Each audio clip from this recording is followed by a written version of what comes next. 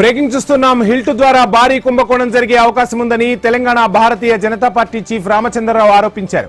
గతంలో తక్కువ ధరకే పరిశ్రమలకు భూములు ఇచ్చేవారని గుర్తు చేశారు. ఇప్పుడు శివార్లలో ఉన్న ఎకరం భూమి 100 కోట్లు పలుకుతోందని అన్నారు.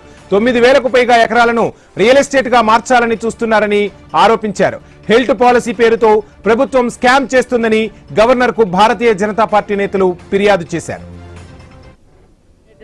జియో ద్వారా హైదరాబాద్ నగరంలో ఉన్నటువంటి ఏవైతే ఇండస్ట్రీస్ కు ఆ రోజు కేటాయించిన భూములు ఉన్నాయో అది రియల్ ఎస్టేట్ లో ఒక సంస్థలకు దారాదత్తం చేసేటటువంటి ప్రయత్నం.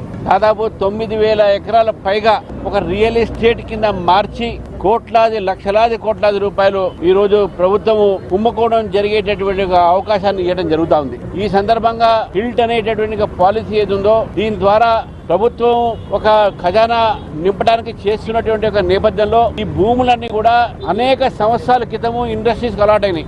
అప్పుడు ఉన్నటువంటి ధర ఇప్పుడు ఉన్నటువంటి ధరని మీరు కంపేర్ చేసుకున్నా కూడా book value sub registrar office లో ఉన్నటువంటి ఏదైతే రేట్స్ ఉన్నాయో అది మార్కెట్ రేట్ కన్నా చాలా తక్కువగా ఉంటుంది. ఈ హిల్ట్ ఉన్నటువంటి ఇండస్ట్రియల్ ఏరియా ఉందో హిల్ట్ కింద ఈ ఇండస్ట్రియల్ ఏరియా భూములు దాదాపు వేరే తక్కువ రేటుకు రియల్ ఎస్టేట్ వాళ్లకు దొరికే అవకాశాలు దొరుకుతున్నాయి.